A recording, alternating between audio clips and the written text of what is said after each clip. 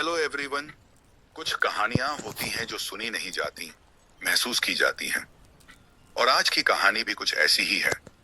यह कहानी आती है उत्तराखंड के चमोली जिले के एक छोटे से पहाड़ी गांव से, जहां देवताओं पर आस्था सिर्फ परंपरा नहीं बल्कि जिंदगी का हिस्सा होती है। वहां हर घर का अपना कुल देवता होता है और माना जाता है कि अगर कुल देवता रुष्ट हो जाएं, तो उनका गुस्सा पीढ़ियों तक पीछा करता है। इस कहानी के केंद्र में था एक साधारण सा परिवार। घर के मुखिया थे हरीश रावत, एक शांत स्वभाव के किसान जिनकी पूरी दुनिया उनकी पत्नी और दो बच्चे थे, बड़ा बेटा दीपक और छोटी बेटी काव्या।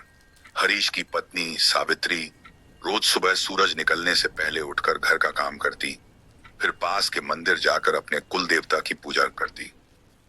सावित्री का एक नियम था, जब तक पूजा नहीं तब तक दिन शुरू नहीं। गांव के लोग कहते थे कि यही वजह है कि रावत परिवार हमेशा सुरक्षित रहा। लेकिन हर कहानी की तरह यहाँ भी सब कुछ वैसा नहीं था जैसा दिखता था। कुछ साल पहले हरीश के पिता की अचानक मौत हो गई थी। गांव वालों ने कहा उम्र हो गई थी, लेकिन सावित्री जानती थी कि उसके ससुर आखिरी दिनों में कुछ कहना चाहते थे।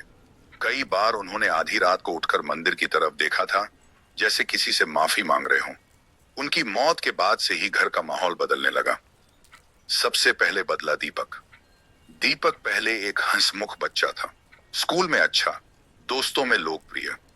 लेकिन पिता की मौत के कुछ महीनों बाद वह चुप चुप रहने लगा।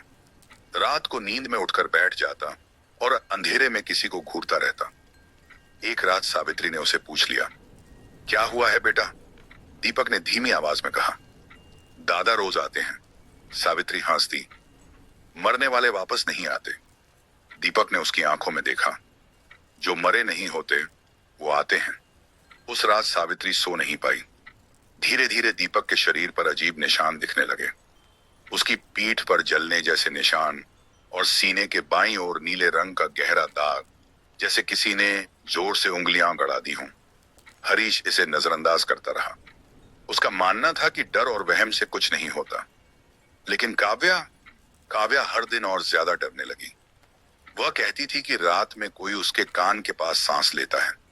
कभी कभी उसे लगता जैसे जैसे कोई उसके बाल खींच रहा हो। एक रात काव्या चीखती हुई उठी। जब सावित्री उसके कमरे में पहुंची तो देखा, काव्या दीवार से सटी खड़ी थी और सामने अंधेरे में कुछ देख रही थी। वो आ गया है, काव्या कांपते हुए बोली, जिसे दादा ने बांध रखा था।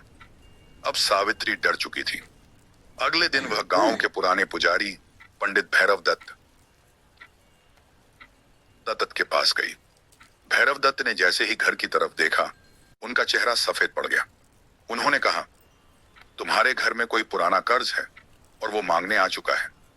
पुजारी ने बताया कि हरीश के पिता ने सालों पहले एक गलत काम किया था। उन्होंने गांव की जमीन के लालच में एक साधु की बलि दी थी और उस आत्मा को गांव के बाहर श्मशान के पास बांध दिया था। मरने से पहले वह साधु सिर्फ एक बात बोला था, जो बांधेगा उसी के खून से खुलूंगा। हरीश ने यह सुनकर इनकार कर दिया। उसने कहा कि उसके पिता ऐसा कभी नहीं कर सकते। लेकिन उसी रात सच्चाई खुद सामने आ गई। दीपक ने अचानक अपनी मां पर हमला कर दिया। उसकी आंखें पूरी तरह काली हो चुकी थीं। उसकी आवाज भारी और अजनबी थी। वह बोला, खून बिनी हुई गई, मुझे खून चाहिए। हरीश ने किसी तरह दीपक को पकड़ा। तभी दीपक हंसा, एक ऐसी हंसी जो इंसान की नहीं थी। तेरे बाप ने मुझे जमीन के नीचे दबाया था, अब मैं तेरे बच्चों में सांस लूंगा। काव्या बेहोश हो गई। पुजारी को तुरंत बुलाया गया। पूरी रात झाड़ फूंक चली। दीपक जमीन पर पटकता रहा, दीवारों से सिर मारता रहा। पूजा के बीच अचानक दीपक चुप हो गया। उसने हरीश की तरफ देखा और कहा, या तो तू मरेगा या तेरी औलाद। उस पल हरीश टूट गया। सुबह होते होते पुजारी ने सच बता दिया। आत्मा पूरी तरह दीपक में घुस चुकी थी।